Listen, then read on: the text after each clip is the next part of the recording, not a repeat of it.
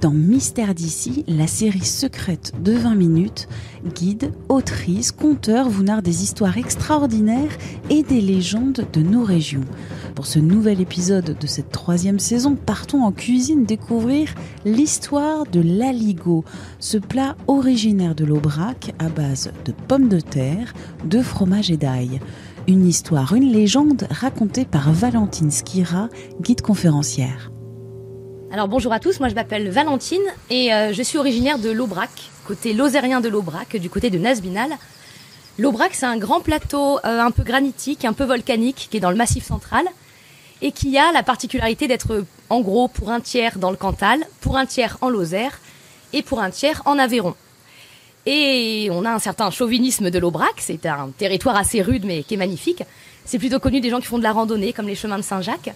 Et on a une spécialité culinaire qui fait la fierté de tout l'Aubrac, c'est bien sûr l'aligot.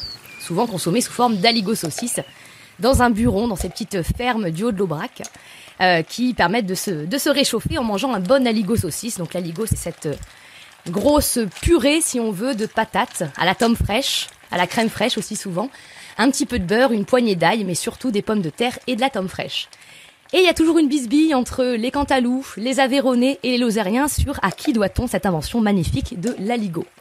Heureusement, la légende de la création de l'aligot va mettre tout le monde d'accord, puisqu'elle donne le mérite respectif de l'invention de l'aligot à la fois à un Aveyronnais, à un Cantalou et à un Lozérien, puisqu'on raconte que en l'an 590, donc à l'époque mérovingienne, les évêques de chacun des diocèses, alors à l'époque on parlait pas d'Aveyron mais de Rouergue, on parlait pas de Cantal mais d'Auvergne, c'était le diocèse de Saint-Flour, et on parlait pas de Lozère mais du Gévaudan.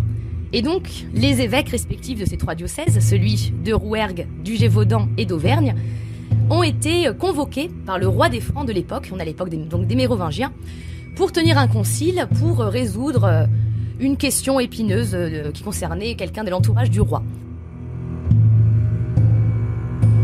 Donc en 590, les 3 évêques vont se rencontrer à la frontière des 3 diocèses, qui sont depuis devenus les 3 départements, et parler pendant des heures de questions, de droits de la famille, etc. Ils parlent, ils commencent à avoir très faim. Ils sont au milieu de l'Aubrac, donc un territoire vraiment désert. Il y a juste à côté un petit buron, une petite ferme d'un producteur de fromage. Et puis à force de parler, ils ont très très faim.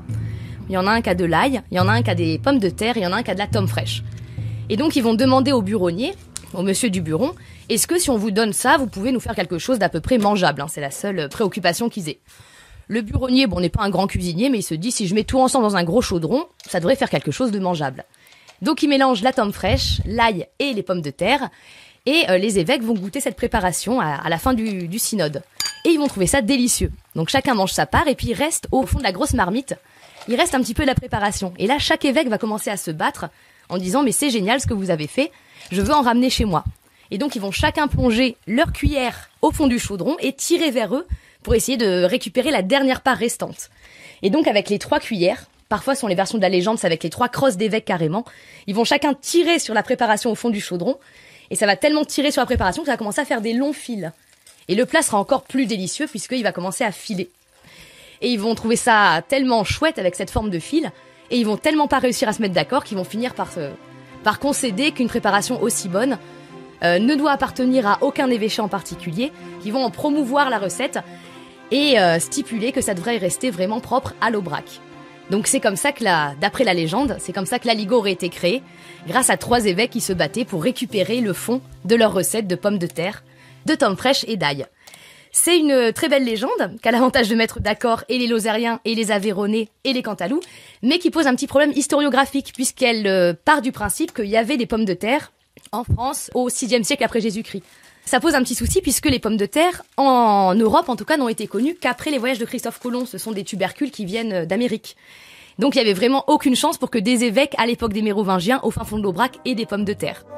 Donc c'est une belle légende, c'est pas forcément l'histoire réelle. L'aligot est quand même de l'Aubrac, c'est sans doute les moines de l'Aubrac qui, peut-être au XIIe siècle, avaient l'habitude de préparer des gros plats bien nutritifs pour les pèlerins qui affrontaient le plateau de l'Aubrac. Mais alors sans pommes de terre, c'est sans doute de la tome fraîche, avec les vaches de l'Aubrac, les belles vaches de race Aubrac. De la tome fraîche, plutôt du pain et de l'ail ou autre. Donc on a une très jolie légende de l'Aligot de l'Aubrac. Tout le monde est d'accord. On n'a plus de guerre pour la paternité de l'Aligot entre les 3 départements. Mais c'est plutôt du domaine de la légende que de l'histoire.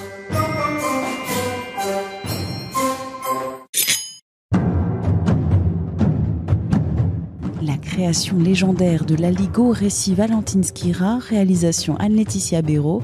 Rendez-vous très bientôt pour une nouvelle histoire. Mystère d'ici, c'est une série du podcast L'été dans vos oreilles. Vous pouvez vous y abonner gratuitement sur toutes les plateformes d'écoute en ligne pour être alerté des nouveaux épisodes. Et vous savez quoi ? La meilleure façon de nous soutenir, c'est de parler de ce podcast. Merci et à très vite.